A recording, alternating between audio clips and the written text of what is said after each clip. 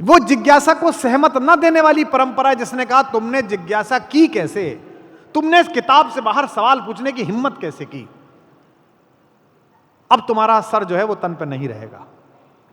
और सनातन संवाद में मैं बैठकर कह रहा हूं कि आप ऐसी संस्कृति में पैदा हुए जहां एक छोटा सा शिशु, उसकी मां कहीं चली गई, लेकिन उस शिशु में अपरिमित ऊर्जा थी, उसको भूख लगी, उसने आकाश में एक सेब नुमा फल देखा और उछलकर उसे मुंह में रख लिया।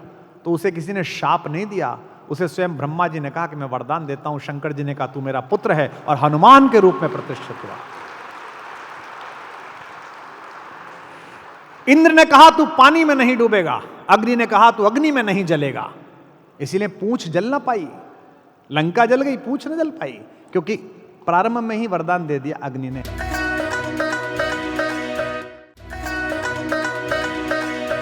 जिज्ञासा का सम्मान है भारत में। सनातन संवाद से मैं एक ही बात कहूंगा, सनातन धर्म प्रश्नों से नहीं बचता, भारत अपने प्रश्नों से नहीं बचता। राम ने ऐसा क्यों किया, कृष्ण ने ऐसा क्यों किया, शिव जी ने ऐसा क्यों किया, इन सब प्रश्नों पर हमारे यहां विवाद है। अभी कुंभ में हमारे 13 के 13 अखाड़े इकट्ठे हुए, पूज्य शंकराचार्य महाभाग के भी चरण पड़े, हमारे सारे आचार्य महामंडलेश्वर रहे।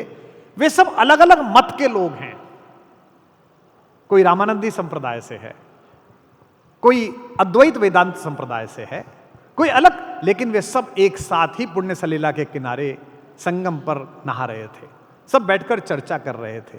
हमने ये नहीं कहा कि आप इस वाले मत के तो हम आपको जीने नहीं देंगे। इस देश में आप राम को नहीं मानते, कृष्ण को नहीं मानते, तब भी आप हिंदू हैं, आपको कोई बहिष्कृत नहीं करता।